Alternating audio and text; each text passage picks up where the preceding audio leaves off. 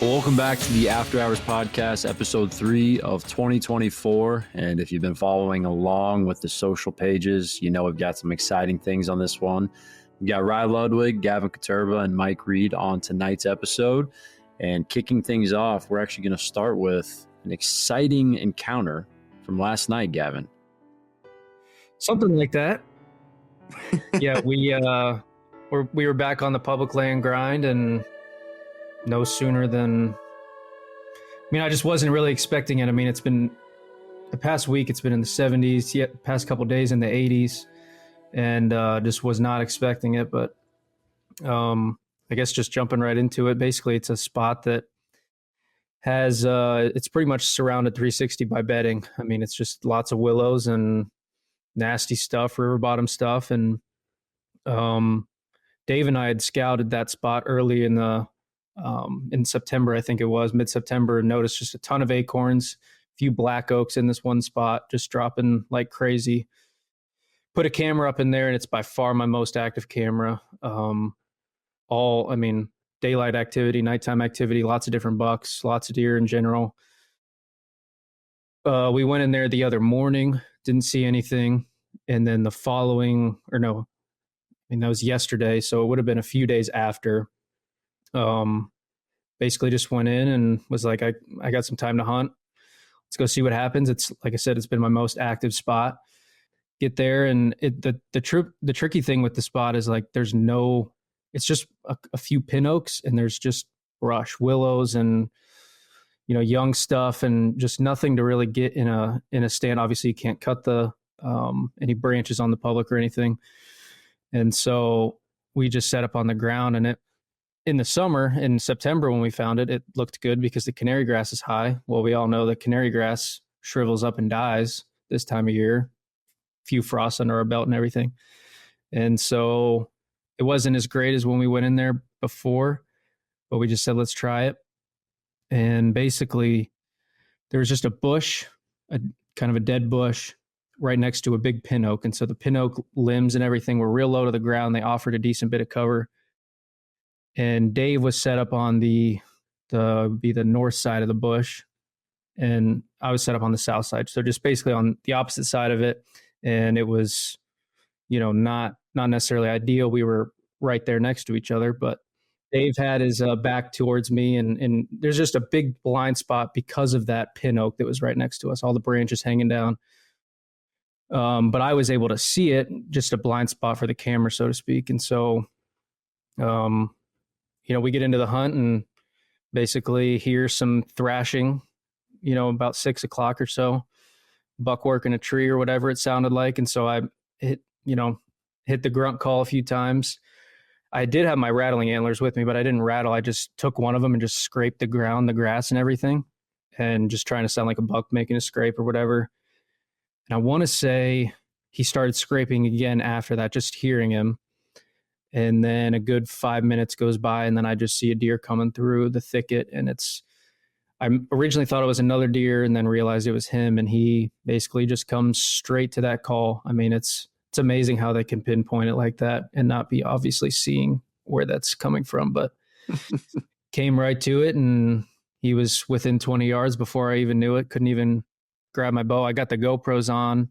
The GoPros didn't even get anything. Couldn't even grab my bow. And he was right there in our lap, and he just basically stared me down for a good 5 minutes. You're supposed to hold your sheds. Honestly, it probably could have worked. I mean, and that's the thing, is he was still fired up. I mean, he was still pawing the ground, licking his lips, like he was still looking for a fight. God, it sounds like last Friday, Gavin. Yeah. I mean, the aggression. Crazy to have hunts back to back like that. Yeah. We'll get into that part. Wow.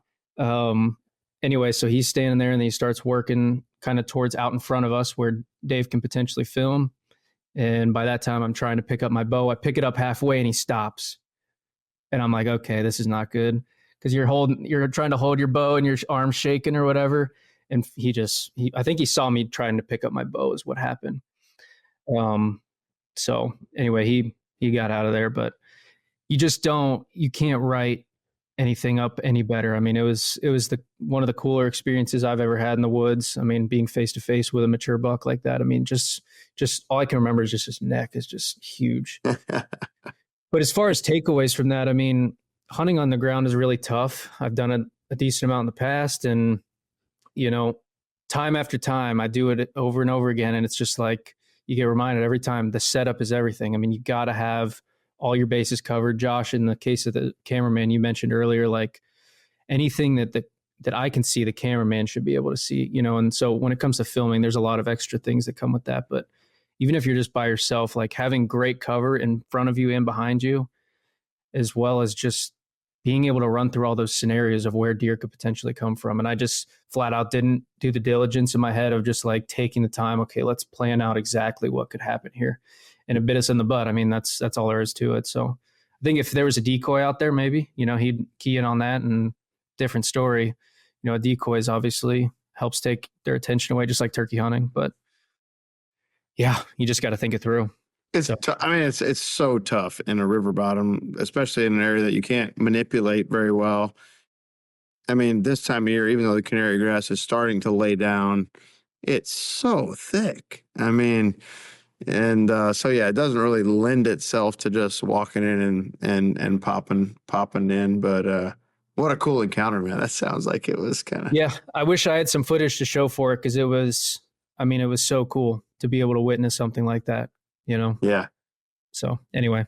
So hopefully you can either find a way to brush in maybe make a more appropriate, or not appropriate, but a favorable ground blind setup, whether you make some makeshift something where you can see and shoot, or maybe you can get elevated. Yeah. Elevation in that low cover is, God, so huge, but obviously it's challenging when you got a bunch of willow trees. Right. Tonight, Gavin, you found a tree in that area, right? I did. I mean, it's certainly not an ideal tree. Huge blind spot, just like the ground setup. As far as it's a pin oak with one side. I mean, you can see that the tree kind of grew towards the sun, so to speak. Yeah. And all the branches are on one side, and one side is bare. So we were able to both get in it. It was tight and everything, but I could shoot a little bit, but certainly not ideal. So that river bottom stuff, like you said, Mike, is just super tough. It's flat. There's no terrain to hide behind, nothing. Yeah. You really got especially when you can't manipulate it. That's the tough thing about public. Yeah. But yeah, that's what I was gonna say. I mean, I feel like, Gavin, every hunt you go on, it's a full dose of trade-offs every single time. And we're sitting into this middle to back half part of October. It's October 21st as we're recording this. And if you've been a hunter in the Midwest, we had a great cold front about 7 days ago, and there was some good weather right around that time frame. And then poof, if you look at the extended forecast, does not look fantastic. High weather temperatures, not a whole lot of switches in the winds. And I mean, Gavin, the story you just shared is, I guess, for lack of a better term, the proof in the pudding that debunking the October lull. You just got to be really, really tight to the bed. And I mean, we always joke amongst ourselves that you hunt in the jungle over there. And I mean, I don't know. I mean, you go to where these bucks are, and I think that you have absolutely found a hidden gem. And it's just a matter of how do you it's tough. If I was thinking just from a hunting component, the fact that you're still trying to capture a hunt on film makes it nearly impossible. I mean, when everything you can see is eye level times 5, it's very difficult. So, props to you for putting the camera first as far as what it is that we do. Because at the end of the day, I mean, there's a lot of people that wouldn't do that. The second that you could have seen that deer, grab the bow and you figure out a way. But I think, like you said, it's just a trade-off. Hopefully that pin oak. Is that you in the saddle there? Yep. Yeah. So I actually tried out the Maverick saddle, the new Maverick saddle from Latitude tonight. And I mean, was really impressed. I mean, it was super comfortable, by far the most comfortable single panel saddle I've ever sat in. I mean, I've sat in a bunch, but it was really exciting to try that out. And I was pleasantly surprised by how comfortable it was. Gotta get your hands on one of those Realtree versions. I know they've got it in original and hardwood. Advantage Classic, right? Yeah. Then they can't see your butt. That's exactly. And you just gotta look good. Yeah. Look good, feel good, Mike. But no, I mean, I think that's kind of what we're trying to talk about here in these after hours podcasts, sometimes we'll have guests, sometimes we're going to talk about time of year relevance. And the story that most of you guys probably came for is just yet another example to me of if you can hunt, you got to hunt. I mean, you can talk yourself out of getting into the woods, but if you know a buck's in the area, whether that's trail cam information, visual sightings, the fact of the matter is got to be close to the bedroom. That's probably something we could all agree upon. If you got a good food source, it's very interesting as we go through the story you just told, Gavin, to the story Mike's going to go through that you were a part of. Very different scenarios as far as how they lay out, but both have the same variables: bedding, tight to a nearby food source, and not the greatest conditions. Yeah, full exactly. moons and hot. But yeah, Gavin, if he was just to, I have one question. Was he filming on a tripod, or was he freehanding, or was it blind no matter what you did? On the tripod. So if he wasn't positioned basically the way he was, I basically just tucked it. The reason why his back was facing the way that the buck came in was because he was tucked up against this bush that we were kind of splitting between us. Favoring cover. So just to kind of tuck him in as much as possible was the goal there. And we're setting 20 up yards is close, especially if you like first see. I mean, you're basically like you're frozen. Anyway, we didn't see him till he was 50 yards, and before you know it, they're at 20, and it's like, all right, well, I'm done. So what I'm excited to see in here is that you got aggressive with the call after the bladed 8 last year. I think timid calling Gavin, he's gone. No, he gone. Fun time of year to play around with. As Josh, you alluded to, we're in this time of year where I think it's affected by so many variables, and we're transitioning into pre-rut. So, of course, we talk about October lull, but the behavior we're seeing is more pre-rut behavior, where they are super responsive to calls. I shouldn't say super responsive. Their behavior, the deer behavior, is aggressive, and like what you talk about, this buck pawing the ground, you can hear him from a distance, and I can't determine that from trail cameras so much, but like for our hunt, give you guys a little backstory. I guess River Bottom Farm, you guys know. I mean, I saw Moss, had an encounter, trying to decide what to do with him, favoring passing him, really hoping with this buck to show up that we call. We named him Vinnie. To go back a year, my neighbor had pictures of him, and he was a 5.5-year-old. He called him Ghost. I wasn't really familiar with the deer. I had one picture of him as a 4.5-year-old. Didn't spend much time on the farm.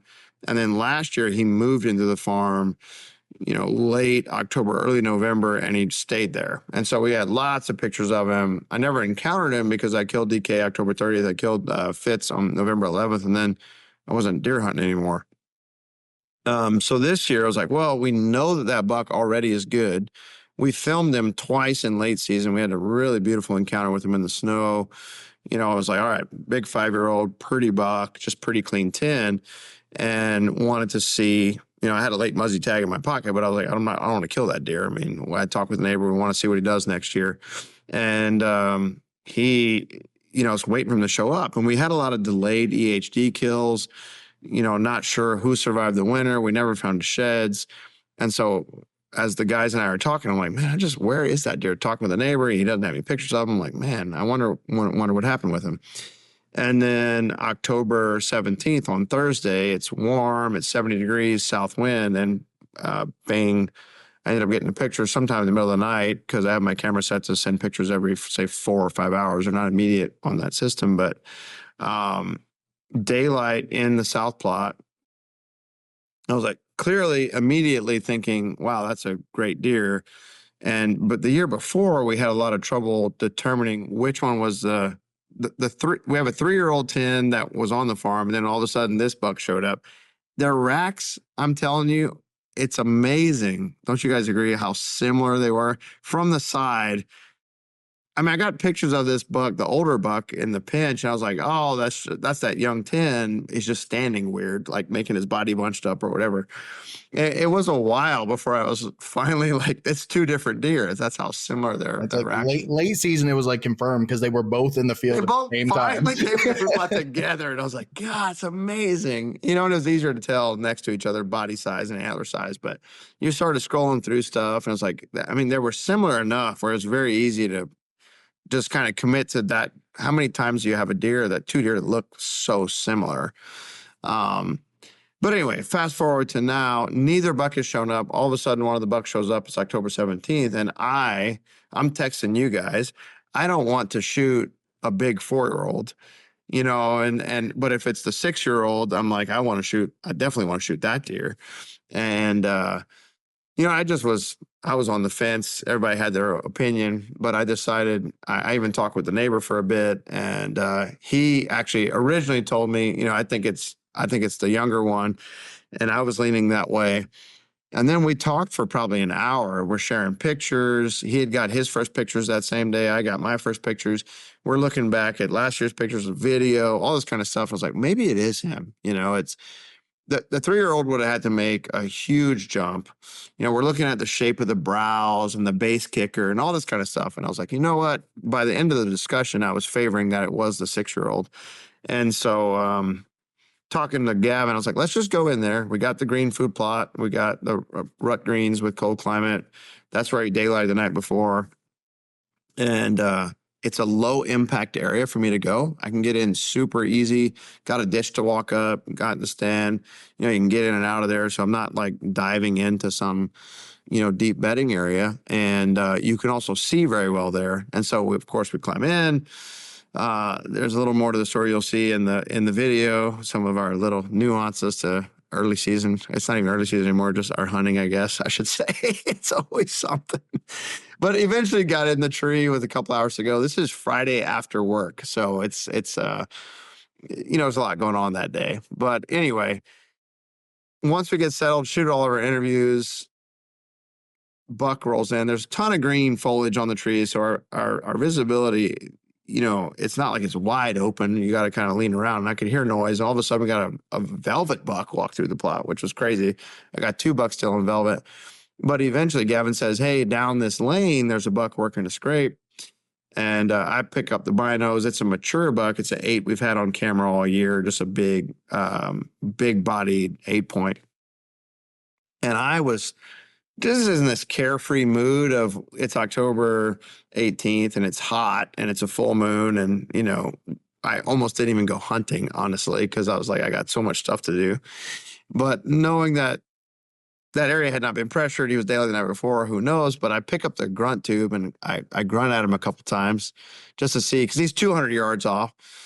And I see his ear twitch at us. And I'm like, he hears me. So then I just stopped. And he keeps looking off into the timber.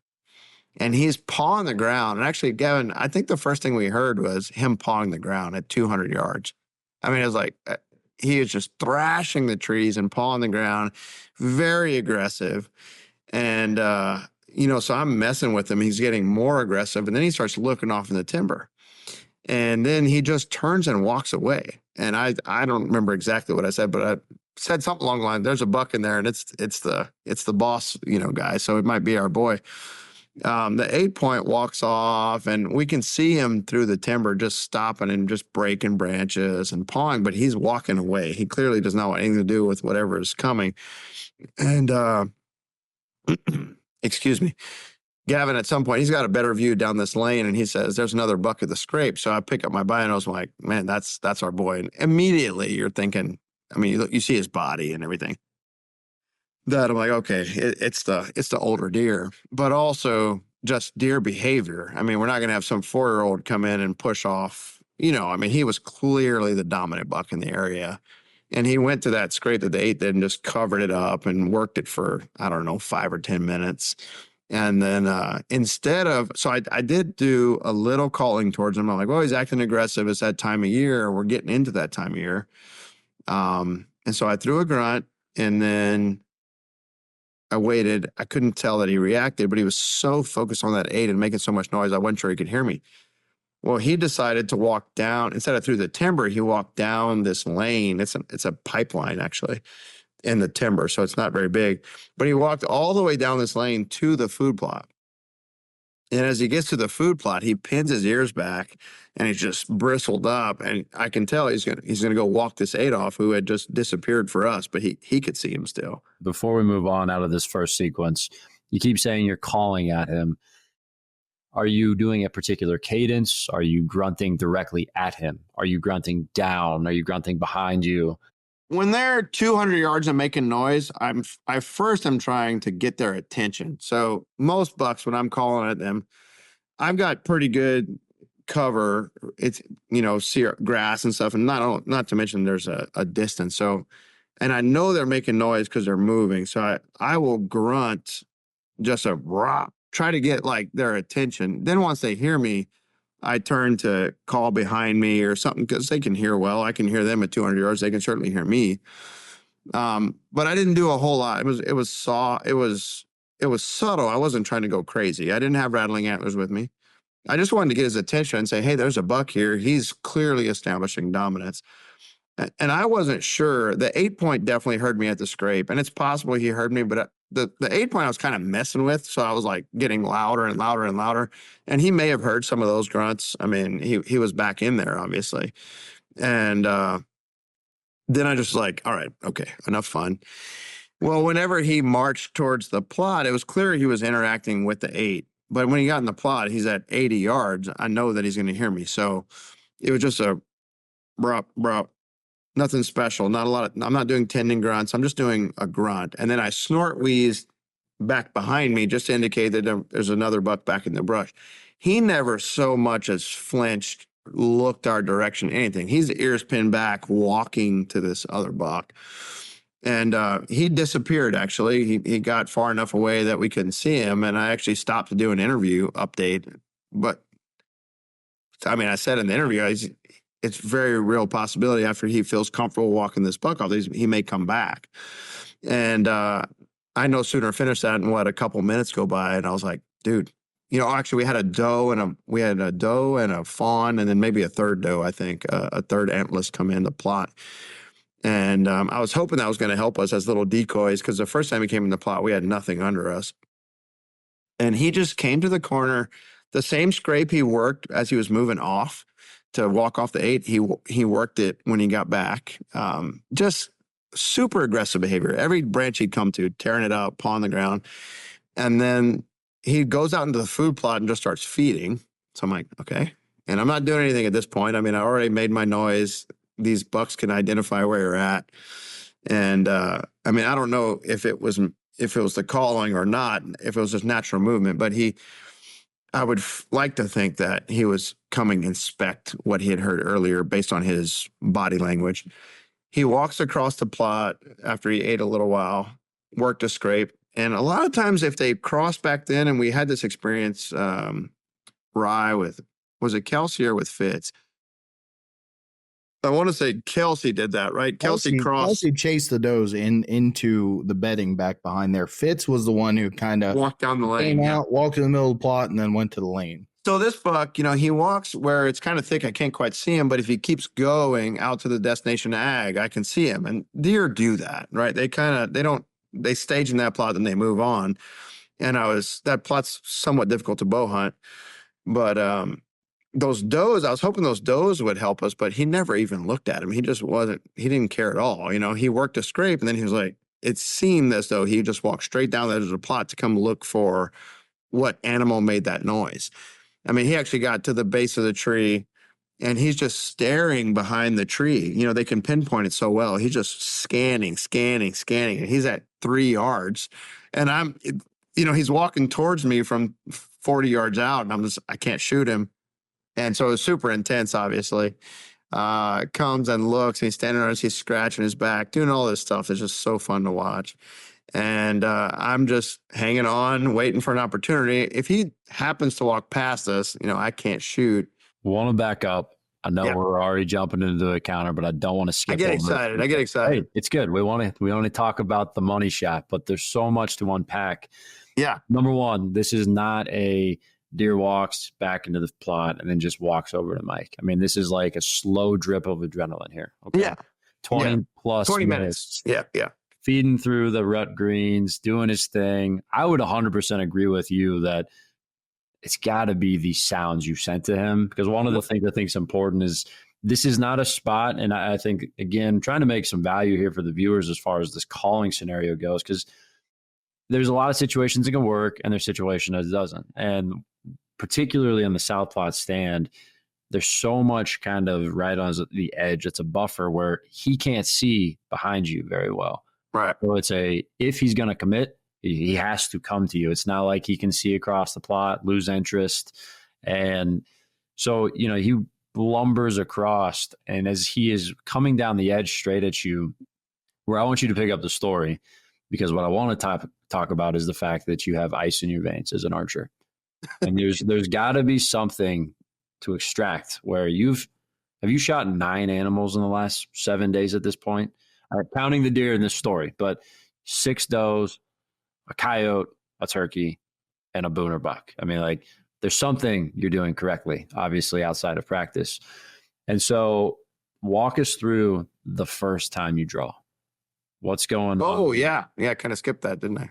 So that's where I want you to pick up, because this is well before he hits the base of the tree. And one of the things I want you to talk about is not forcing the shot. Returns. I'd like to add one thing to that. You've heart shot all of them too. Like, we're talking about perfect archery shots. It's been a good run. I can't say that it's it doesn't always happen, but there's a lot of obviously, yeah. I mean, I can go through my process. I mean, I've had my fair share of bad shots, but I definitely learned through experience, and it helps, obviously, having some under my belt. But the calling sequence too, like October 18th, not everyone's thinking about calling, and I want to emphasize reading deer behavior.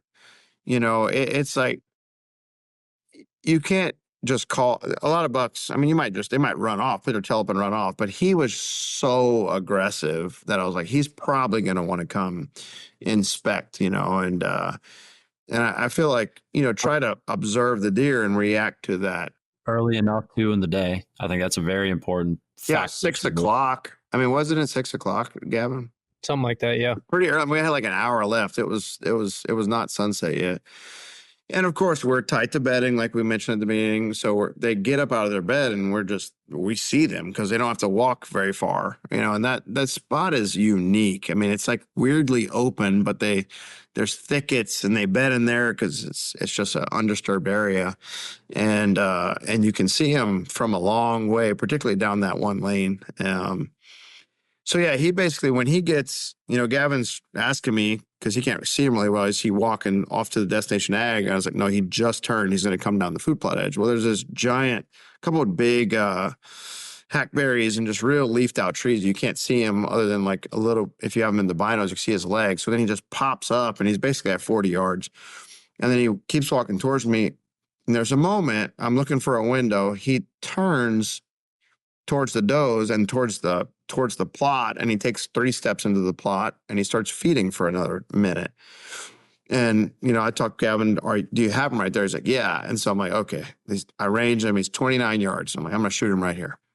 And I draw back, and I've got the shakes. All right, so at this moment, this deer has got me worked up. It's beginning of the year. I've decided, like, this deer that I'm like hoping shows up. We go out there kind of messing around in unfavorable conditions, and like now he's in bow range. I was hoping to see him, and I'm like, God dang it! I try to suppress that, and I feel like over the years I've learned how to somewhat quell those feelings and get the buck fever managed so that I can execute.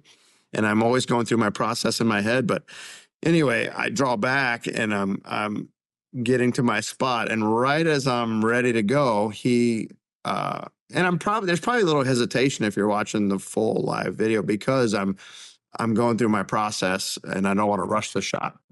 Well, the process is, breathe, aim small, miss small, pick a hair, looking at angles, leg position. I mean, I'm calculating all these things about what I know about the anatomy and where the heart is and where the lungs are. And, you shoot enough deer and gut enough deer, and you end up figuring out, you learn over time where arrows, what you're impacting based on position. And I mean, I've got a lot of kids that are shooting now, and so friends, and we're always trying to contemplate.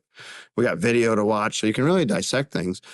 And so I'm going through my process of picking my spot, and then he turns, so he turns to face me and continue to come. So, I felt like at the moment that was going to be my best opportunity, just because this stand is super high. It's 30 feet. I mean, I don't know if it's 35 feet. It's 30 feet probably. And this tree loses all its leaves, and I like to be high with multiple people. And so we're way up there, and that shot angle really comes into play at that distance. And so at 29, you got a pretty reasonable shot angle. And I just know that if he keeps coming, it's going to get more and more difficult. And, going through, before I continue with the story, and Josh, what you were alluding to, as far as getting there, I mean, I've had my fair share of troubles. I've been bow hunting for a long time now. Probably almost 25 years, I guess. But it's easy to get worked up. It's easy to force a shot. It's easy to, this is the moment I've been waiting for, and get excited. And so, like, what I talk about, like, even with my kids, this is your moment. So zone in, focus, and follow through, and focus on what we do in practice. And I think Owen had a great point last year when he was talking about Loch Ness, about doing like pressured shooting, because how do you recreate buck fever? And I think, honestly, that's probably the best thing. And I have people message me about it. Like, how do they say, I always have trouble when the big buck comes in. I get buck fever. I just can't control it. And how do you recreate pressured shooting? And I think, Owen's talked about this, like doing 3D competitions, shooting, or trying to recreate something just in the yard with someone kind of awkwardly in your face where you're distracted. That's probably the best way. I have lived a life of, I'm a surgeon. I've been in lots of high pressure moments in my life. And I think over time you learn to just kind of control your emotions. So I think that's an advantage from just my other life experiences. But so now it can be the one buck that I really want to kill, but I definitely can, well, generally speaking, I feel like I can hone it in and just execute.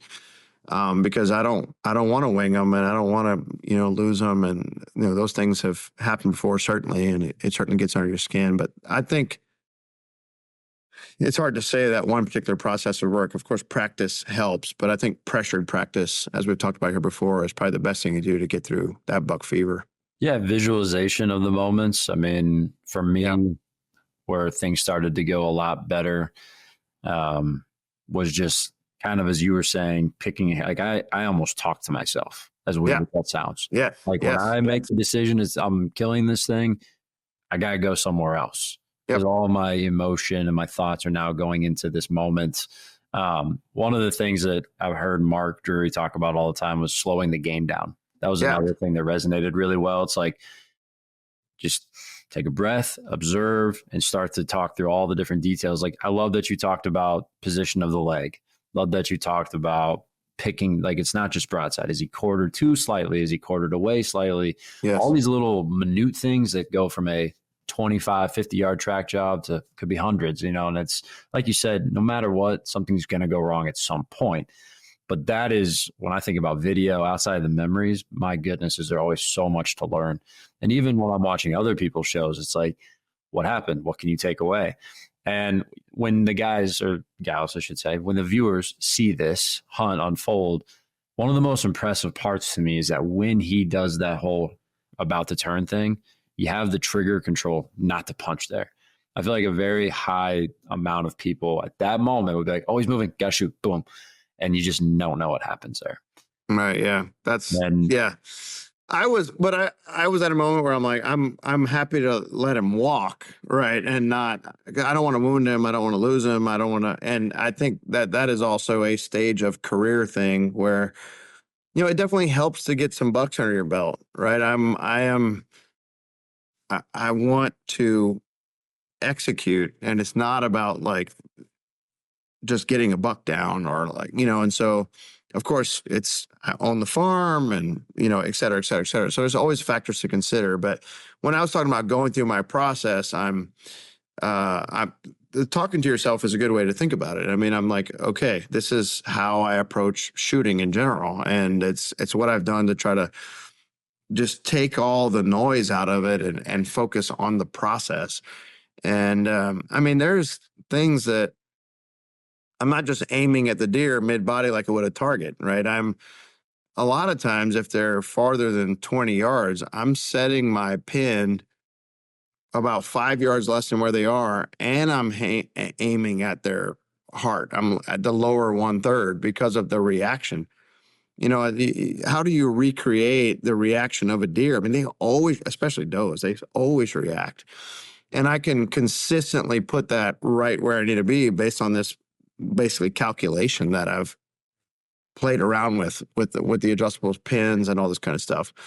It just gets under my skin if I don't do it like I want to. But one thing I noticed when I was at your house for, getting to come see the buck and whatnot, one of my favorite things about what Morrell's line offers, they've got the bag targets, those are great for youth bows, crossbows. They're good for compound bows too, don't get me wrong. But I notice a lot of us guys, we use those high rollers, which are the portable foams, got the different dice side.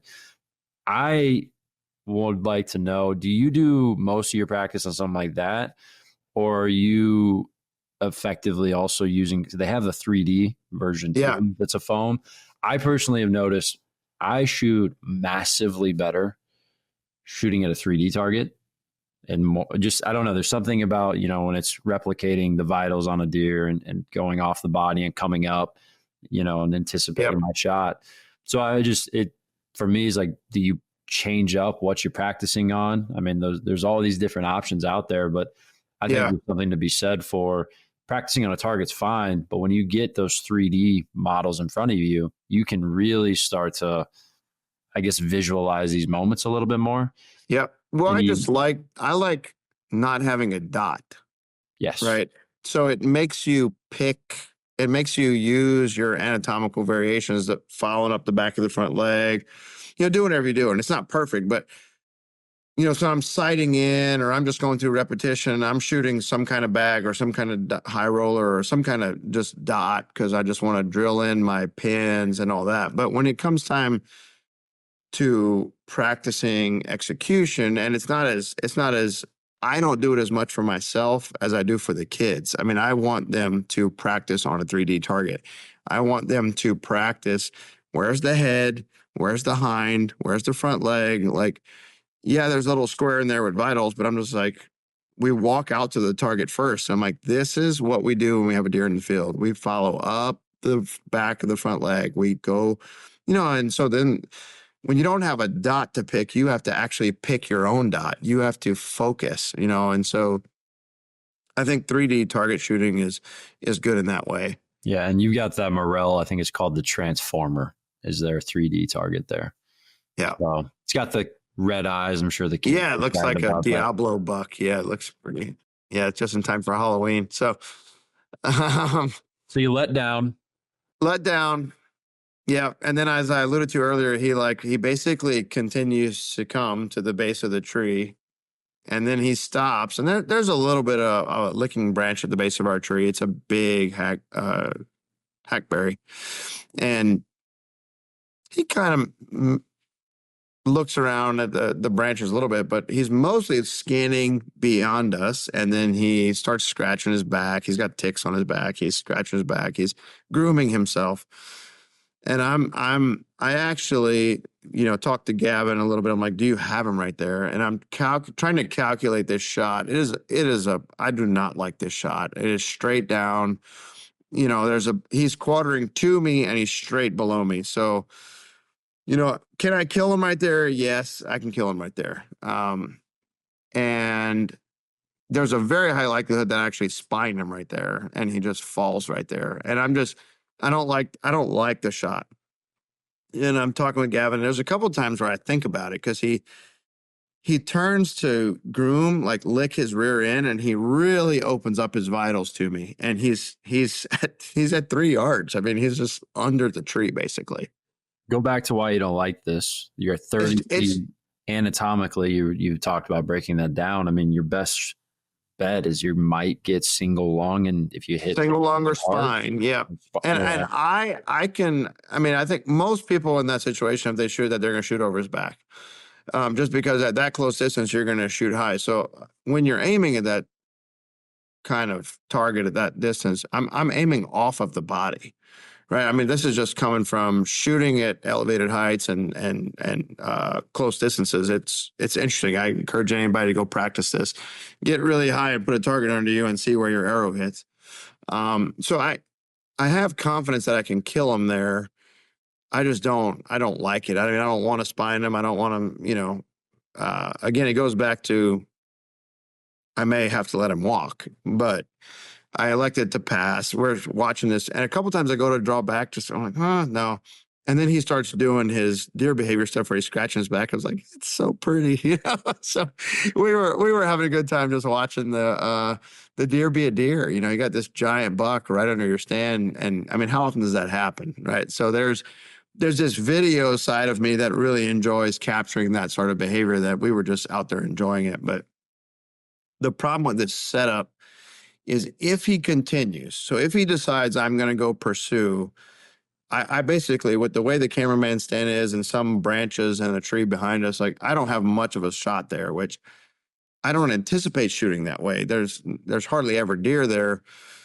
But you never know what they're going to do, as far as when they're looking for calls or whatever. And so, but he came to the tree, scanned, decided he didn't see what he wanted. And then he actually turned around and walked back a little ways and then took this trail, actually the same trail Ronnie took, Rye.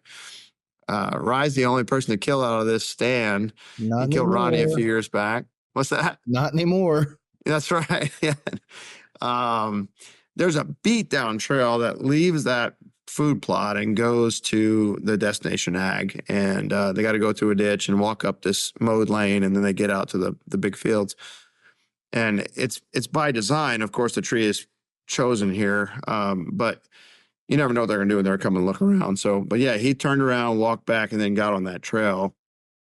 He's still only at 7 yards. I mean, he's still very close, but that's an easier distance. And then instead of stopping him broadside, I just let him get past me a couple yards to open up that quartering away shot, have a higher success rate, bigger target, and then he wouldn't stop. Actually, I whistled at him a little bit and he wouldn't stop. Of course, everything's so dry and crunchy, so I had to increase my whistle, but he stopped and looked away, which was perfect, head up looking away. And he was quartering away pretty good at that point. So, just my technique for shooting quartering away, which I assume everyone does this, but I've learned over time that not everybody does this. And so my technique is aiming for the offside leg. And so if you basically go from point A to the offside leg, you're going through everything, as opposed to tight to the leg that's on your side, which you might single lung them, particularly at a steep elevation. If you hit mid body, you might just catch the one lung and you come out the brisket. So, you want to shoot high and you want your arrow to come out the armpit on the other side. And I'll be darned if it doesn't work. So, it worked. It worked. And so anyway, he ate that pretty good and took it about 40 yards. And, of course we got him, and it's center punch through the heart, it's always fun to get affirmation that that shot selection was appropriate. And what broadhead are you running this year? That's the no collar hypodermic 2-inch Rage. Gotcha. That's what, and yeah, I mean it's lethal. It has done the trick on everything I've shot, and just a huge wound channel. And it doesn't super effective. Obviously, it deploys. And yeah, I mean you can see the deployment in the heart very distinctly. Yeah. Yes, you can. As a matter of fact. I think a good takeaway is just you studying the behind the shoulder is not a good enough preparation, probably. I mean, perfectly broadside, fine, and heck, in some situations we talk about the triangle and really tucking it up under the shoulder. But I mean, obviously, the deer is quartering to or quartering away. It matters, and people would do well to study that. There's actually a lot of animations and digital things that you can spin a deer, and you can kind of learn what your arrow would hit, where you aim. I mean, I think people should explore those things. Obviously, you get experience by doing it and looking at what you're doing. But that worked out. That worked out super well. Gavin, people are going to get to hear your intensive breathing post shot, but from your perspective, I mean, obviously, hunting show first. All of us here love bow hunting, but we also love the photography, videography, memory capturing side. And I mean, I feel like we're underselling the intensity of this hunt because here he comes, he's just hanging, he's doing deer stuff. And like when I'm watching this raw footage, it's just like giving me anxiety of like, what would I be doing? It honestly was one of the coolest hunts ever. I mean, particularly for a non-rut hunt. Seriously, that's what most of our really good stuff comes in the rut where the deer are just being crazy. For just like a single buck behaving and walking around and thrashing and grooming and just, I mean, I don't know. I mean, I love your perspective too, Gavin, because you just, I don't know how many times you said I'm shook up, but I just love it. Yeah. I mean, by far my most intense experience in the deer woods. I mean, just from this standpoint of this long encounter, and it's just like, how is this going to play out? And then he comes to the base of your tree and you can hear him sniffing the ground, and it's just like, what is going on? Yeah. And obviously, I told you many times that was the most intense thing ever. After the fact. And a lot of times you don't just sit there, right? You force a shot. And so that's kind of what we're talking about a little bit, about trying to be patient and let that shot unfold so that you can execute a good shot. And of course, there's risks to everything you do, but we were sitting there, and then the trade-off was we got to see some cool stuff, at least when he was at the base of the tree. Yeah. I mean, it's we always have to be very careful. There's been some fantastic hunts in the Midwest Whitetail archives, man. I mean, when we use the word one of the best ever, it's not a life statement. It takes a lot to get up there. And when I watch through this raw stuff, it's got everything. And that's a credit to you, Gav. I mean, just Mike's locked in as the hunter, but man, the stuff that you were able to capture happening all at one time, painting this picture, battery management. I mean, I'm sure there's not necessarily as many people that think about that side from our viewership as they are hunters, but man, what you were able to lay down, you guys as a duo here, it's pretty special. It's an episode I am beyond excited to see come to fruition.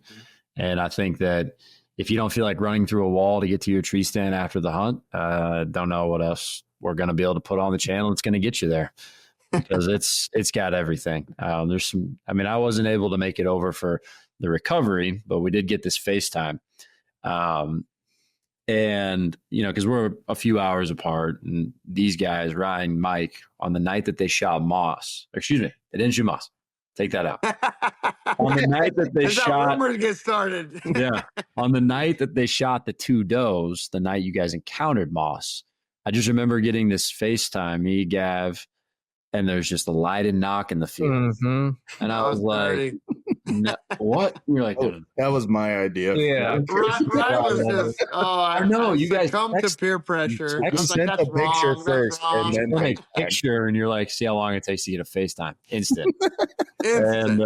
Instant. And Ryan's like, send the picture of the knock, and then immediately send you shot two does, and you called between the two. Oh yeah. I was ready. I was waiting. I was like, high anticipation. Anytime you guys go out for one of these deer over there, I'm just like gassed up, ready to go. You let me know when to hit the road. That was awesome. But we get that call. I answer, and the first thing I said was, not again. Don't do that. Not again. And sure enough, I mean, we got to make the drive over there after you guys finished the recovery. It's a giant, man. I mean, and really awesome. The interns got to go on their first recovery of the year. Dave and Evan did a fantastic job there. And Zach too. Yeah. I mean, we had the crew. I honestly, I've never had that many people on a recovery. And it was super fun. Honestly, it was super fun. We were all joking around. Like, obviously, we basically saw him crash, heard him crash. He didn't go very far, but to be able to go with everyone and sort of appreciate the animal, and get to see everyone's oohs and ahs, and even myself. I mean, he had ground growage. I was like, man, he's bigger than I thought he was, and that never hurts. I'm happy he's 6.5, and I go into the zone when it's time to shoot him. But then walking up to him, I was like, man, he just was impressive. Yeah, the Booner streak you never intentionally started continues. Yeah. It's also funny how we completely skipped over the fact that you shot a doe after you shot this giant. Yeah, which that's actually honestly one of the more comical parts of the story, because the does didn't leave. He had stepped out of the plot and was leaving. He was maybe 7 yards outside of the plot walking away. I shoot him. He just continued on that trail. So the does are just standing there. And again, I got limbs with leaves, so where she's standing, I can't shoot her. And Gavin, what? Oh, he was doing. he would do. And he was trying to calm himself down. He would do these big exhales, and he was just like, "Man, I'm so shook up." And this doe's like looking over there, and I was like thinking to myself, well, certainly this is old granny doe. She's gonna run away, and she just wouldn't leave. And so I told Gavin, I was like, dude, I'm gonna shoot this doe if she doesn't leave. And so I reached down, grabbed another arrow, and I'm kind of joking. There's always work to be done. I know that buck's down, and I got a lot of doe tags to fill. And somewhat, she had some curiosity where she kind of crept towards us, and she went from 35 yards to basically 17 yards.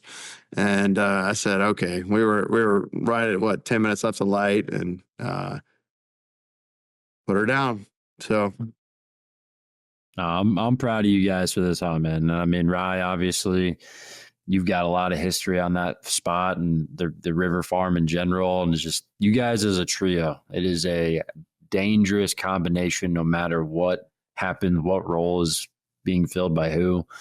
And the river farm produces another legendary moment. I mean, I don't want to wait till Monday. It's like I keep telling these guys, because we also had somebody else kill on the team. We'll just leave that as a secret for now. All along the social.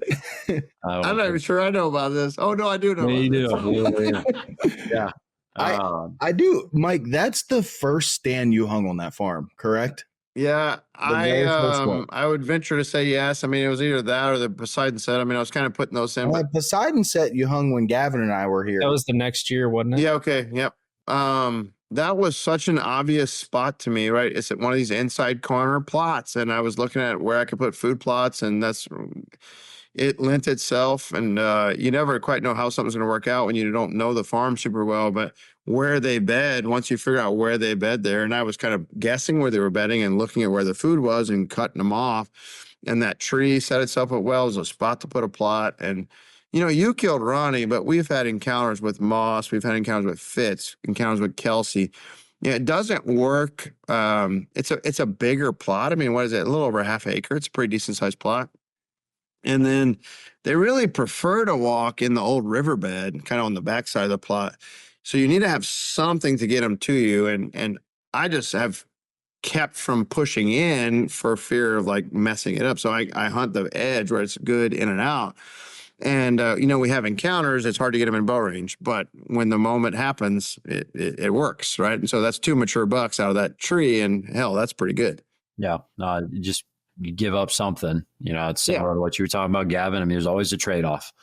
Yeah. And I think that it's, man, another just full circle moment of all the details being paid attention to, holding your composure when maybe things go wrong a little bit. Your back's against the wall in a time crunch. Forget something.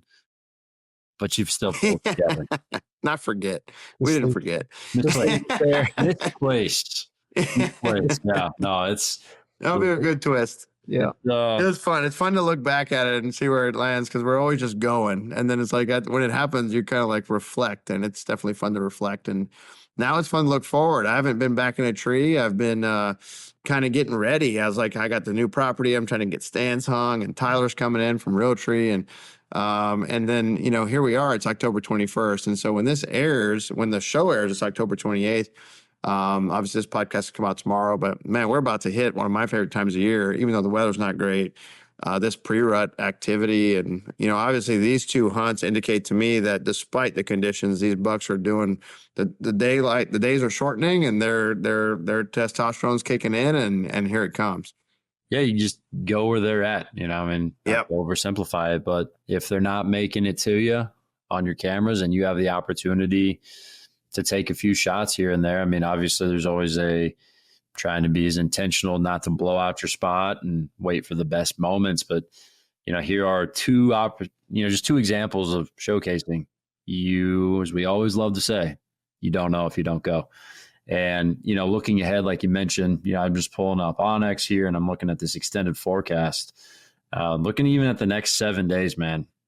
The best day we've got in front of us is going to be, honestly, as I'm looking at this, is a little bit more improved. Maybe is it Wednesday or Thursday? We're switching from south to north. We got a north wind. Wednesday is so tomorrow, partly cloudy with light rain showers potential, and then it's going to be 64 on Wednesday. So they got that front. And then we get another cool off Friday, Saturday, Sunday. So it looks like the lowest temp we're going to get is going into the 28th. So, you talk about that time frame that you just love, Mike. You're going to go, so Monday, October 28th. Now, I need to look at this a little deeper, but high that day, 73, low of 32. And that could be definitely a good trigger. But, man, it's definitely an exciting time frame. Vacations are on the horizon for guys. And, it's don't overcomplicate. The weather maybe is not as ideal as you'd love it to be, but you still got to be out there to get it done. And there's plenty of tags left to fill for the team. So, hopefully – one of us in this trio can join you, Mike. Both these guys have been in bow range on shooters in the last 10 days. So clipped into the D loop. It's exciting. I mean, the best is yet to be seen, and I'm certainly got fingers crossed for all you guys, and I'm hoping we can lay some more bucks down here soon. Well, Rod Gavin, any short, concise plans? What are you guys gonna do?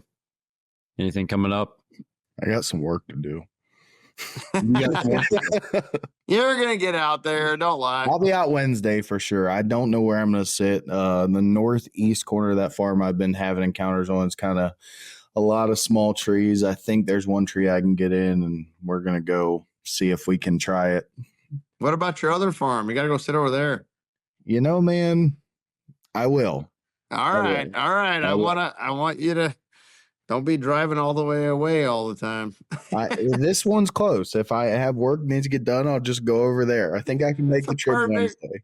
Mike, they should be getting that corn out before too long. He just got options. He doesn't know what to do with himself right now. Yeah, too many options. Yeah, all my options are on the farm 45 minutes away. I'm not so sure about that. I've really should just go sit it. Even if you might be surprised. I will. You also got to understand there's limited visibility right now. Like if you go, I don't necessarily want to go in there and just hunt the little spots with a whole bunch of standing corn. Oh, yep. You go in there. All those leaves are off now. You better be ready. You're going to be killing booners left and right. We'll be there. I love it. Yeah, Gav, just bouncing between same old, huh? This is year 3, year 4. Yeah, I'm certainly putting my eggs in the public basket, I think, going from here on out. I was hunting the permission farm that I have, the hay farm, and there's one good buck out there. He's just kind of sporadic, and that's just the nature of that property. It doesn't have lots of cover. So the public I love being out there. It's just a beautiful property, if nothing else. And this is the time frame and into the rut and everything when it gets serious in there. So lots of corn getting cut around, lots that's already been cut, but more getting taken out every day. And so every time that happens, it is a huge point, I think, right now. There is still a huge shift happening, right? And I don't know exactly what it is, if it's just crops or if it's you know, what all the things, but I mean, there's still a lot of bucks moving around. So that's kind of interesting to realize. I think I talked to 5 different people today that have been hunting the same properties for years that all said, like, boy, it's weird this year. Like, everything's delayed coming back into the farm. Like, when I normally get this buck or I normally get that buck. And I feel the same. I mean, like, obviously the buck I shot is an example of that, but there's even other examples this year. So it's kind of interesting. What about you, Josh? What about me? Well, You gonna go hunting? You know, maybe, maybe not. Where I'm at, so with the Big Bird property, we're drop down in 6x5. Where, you know, I am very comfortable in making the assumption that drop time's dead. I do firmly believe, even, you know, we've only hunted that farm 1 year. You know, it's been a permission farm for one single full season. So crop rotation gets induced and all these different things. But, you know, we put together a shed history on this buck for 3 years. You know, we had him from bloody pedicles this last spring through September 14th, and poof, we get that dry spell and he's gone. You know, I've got confirmed EHD there. 6x5 started to do all the scraping and, you know, just social hierarchy things that he wasn't doing the year prior. He filled the void for a little bit there. He is now since disappeared. So my last photo of him was October 1st. Not comfortable saying that he's dead. I think that deer just shifted his fall range. I mean, last year, October 3rd was my final photo of him. I never saw him until the back half of November. And he did return during the late season timeframe. So not calling a shot here, but the fact of the matter is I feel very comfortable. If he does return, I think our best chance to kill him is going to be late season, because he definitely sucked into the same exact. Maybe late November. Yeah, definitely is possible. I mean, but I just think that right now, I don't feel like we're missing the deer on the property. Like the bucks I have, they're on everything. They're on all the cameras. And so the new development, I guess, is the consideration of pulling a lot of those cameras. I even thought about pulling the cameras in general, because moving closer to where I live, the property that I've been hunting, the freak deer on, the one we're just calling big deer. It's interesting. My last photo of him was October 7th. They cut the beans on that property, everything. It's just a shift we're talking about, right? I mean, it's benefiting some people and it's going to hurt others. I mean, it just is what your property lends itself to. And last night, before I went to sleep, couldn't fall asleep, and was looking at the camp app on Cuddyback. And for the first time, had does walking around the property again. I was like, they have to be combining. They have to be. Because on the south side of this property is 400 and 500 acres of standing corn total.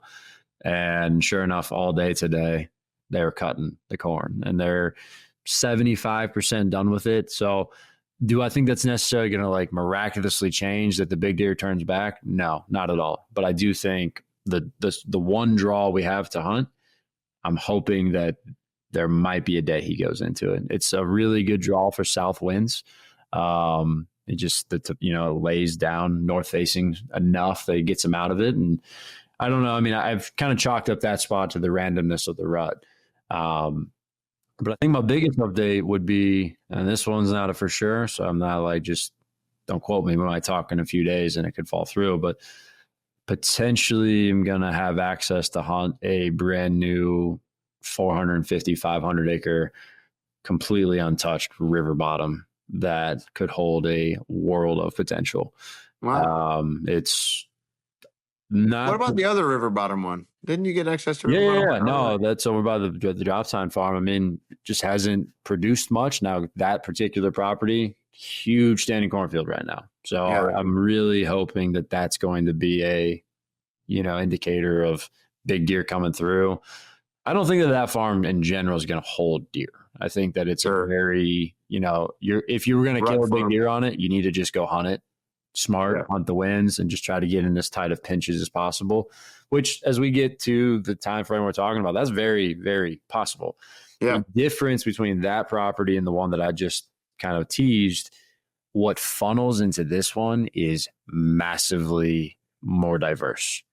Awesome. The piece that we were just talking about that we got earlier in the year, there's not that much cover leading into it, so you're only going to draw from a few places, whereas this one, it's like less deer. endless possible. Exactly. I mean, it's like the lottery ticket. You got more tickets, you have a better chance to strike big. And I do think that this property could be something, man. I don't know. I mean, it's, I said it on the chase. I was just like, look, you just got to put lines of water. And That's I'll right. say this, I have not felt the level of frustration and just like, I hate to say it this way, but a chip on my shoulder to get it done that I am feeling right now. It's been a long time since I've had that like fire, and I'm very frustrated by not seeing deer on camera. And I'm just kind of to the point where it's like, it's just time to go hunt.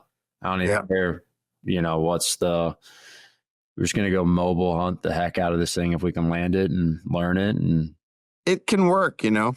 I mean, it can work. And I think, like, obviously we talk about hunting smart, and like, I mean, I almost didn't go hunt last Friday because I was like, God, the conditions are so poor. And everyone kind of joked at me because I was like, you're going buck hunting. I'm like, I'm not going buck hunting. I'm going hunting, you know. And then look what happened. But I really think that that big deer, you know, just based on that environment and sort of pressure and sort of, you know, how long he's been living there potentially, you know, it's like, man, you know, the rut, obviously it may not be in that particular farm. It's open country. There's the draw, you know, but it's like, man, just that's one of those places where it's like sit the draw. And hopefully before we get a whole bunch of does and estrus, you can do some rattling or do something like get them to come check you out, or maybe lay eyes on them. It's so hard in open country to get them to come to your camera. Yeah. Yeah. It'd be cool if you could lay eyes on him. Close. I really do. I mean, he can't be that far, right? Yeah. Yeah. Not with all the weird amounts of visuals and sightings we put on now. He absolutely could be 5 miles away. He could be like the deer you just killed and he pieced, you know, and it's very possible. Now there's another big deer there. I've got good options, and I don't want it to seem like I'm just like throwing in the white flag and I'm just going to go bull through everything. But it's like, I'm going to intentionally hunt still. But it's kind of like my attitude when I go hunt public land. I just do what feels right, and I want to put myself in the game. Sure. And that's a really fun way to hunt. I mean, right. You know, a big bird, it was just like, oh, I want to hunt this. I want to be careful. I don't want to burn it up. And it's like, there ain't no deer there anyway, so let's go find one. You know what I mean? And that's, I think that's a good idea, man. I'm excited. I'm going to be running those saddles from Latitude for the first time. And I mean, the mobility that those things are going to allow us to achieve, I mean, it's pretty cool. So I'll show you this spot on the map. Hopefully I can introduce it as hey, we're actually doing this thing, break it down. But I think it's got a lot of potential, just like any spot in the state of Iowa does, man. We're lucky to live in this country. You know, we're lucky to live in this country, but the big deer Mecca country is where I was going with this. Like, we've got it. I'm proud of our team so far for what's occurred, but man, I can only imagine what's on the horizon. And we're going to ramp up these podcasts more and more as we continue to get through the days, and hope you guys enjoyed this one. Cannot stress how excited we are to bring the video to you. This is an episode that I think will go down as one of our best ever, and doesn't happen without you guys watching, listening. So anyway, it's you support Midwest Whitetail. Thank you so much, and we'll see you on the next one.